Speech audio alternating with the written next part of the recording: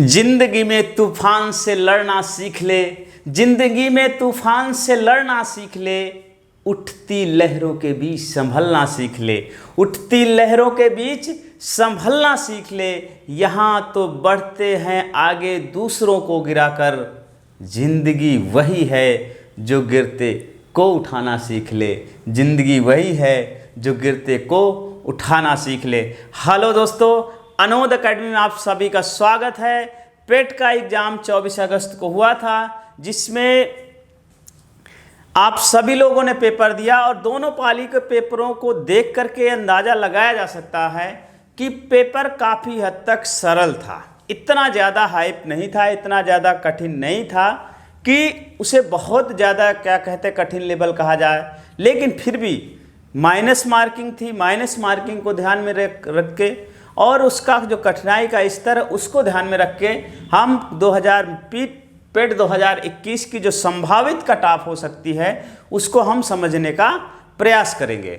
अनोद academy channel में GS के foundation series, foundation batch चल रहा है, फाउंडेशन की क्लासेस चल रही हैं, जिसमें भारतीय राज्य व्यवस्था की क्लासेस चल रही हैं और हिंदी, संपूर्ण हिंदी ग्रामर जो है अनोद एकेडमी उपलब्ध है। चैनल को सब्सक्राइब करके सारे वीडियो आप देखेंगे और अनोद एकेडमी की जो वीडियो की क्वालिटीज़ है, जो प्रामाणिक सामग्री आपको उपलब्ध है, वो आपको समझ में आ जाएगी। तो चलिए हम लोग देर ना करते हुए कट ऑफ के बारे में चर्चा करेंगे। पहले देखेंगे जनरल की कट ऑफ क्या हो सकती है, फिर ओबीसी की कट ऑफ क्या हो सकती है, फिर एससी की कट ऑफ क्या हो सकती है, फिर एसटी की कट ऑफ के बारे में हम लोग समझने का प्रयास करेंगे। यद्यपि पेपर के बारे में ये कहा गया है कि बहुत सरल था, लेकिन सबसे बड़ी समस्या क्या होती, जो सरल पेपर होता है वो कठिन क्यों हो जाता है, जब हम सरल पेपर के सरल प्रश्न गलत कर देते हैं।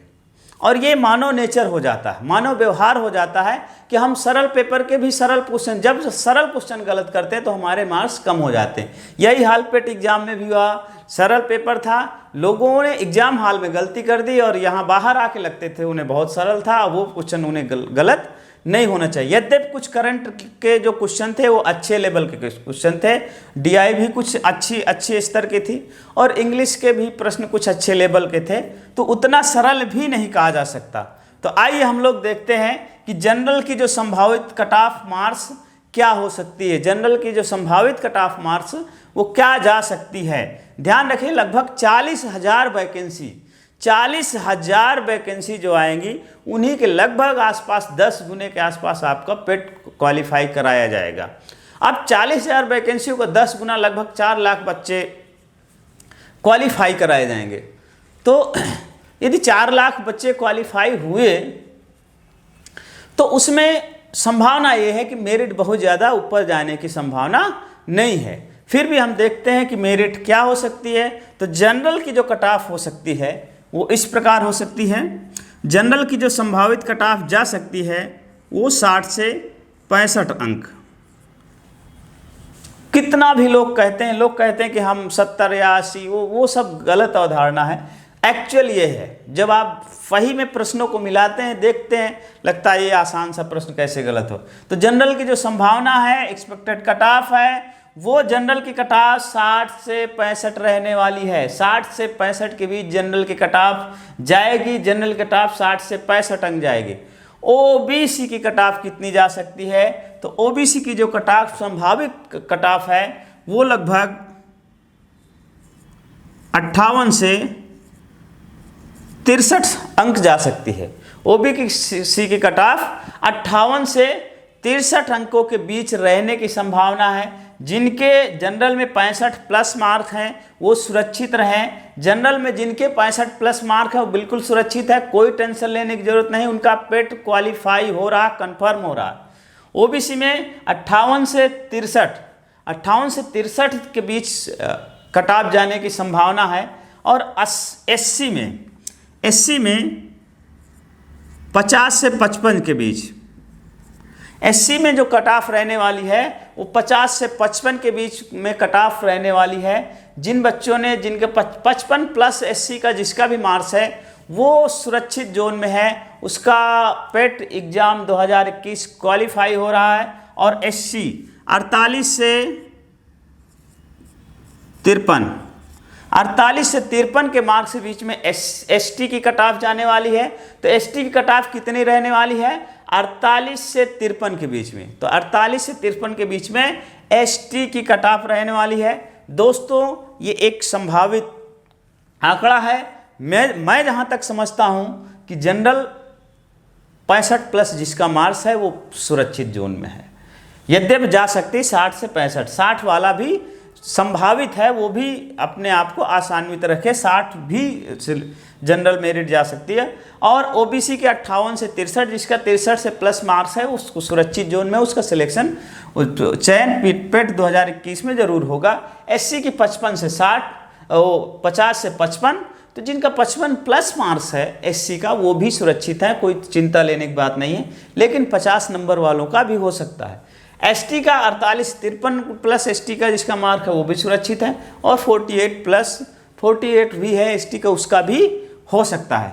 दोस्तों इस प्रकार जो संभावित कट ऑफ है वो आपके सामने इस प्रकार रही है। लेकिन मैं आपसे एक बात कहना चाहता हूँ, बात ये कहना चाहता हूँ कि ये एक प्रारंभिक परीक्षा है और इसके नंबर बहुत ज़्यादा आ जाएं, बहुत कम आ जाएं, उससे निराश नहीं होना, उससे हताश नहीं होना।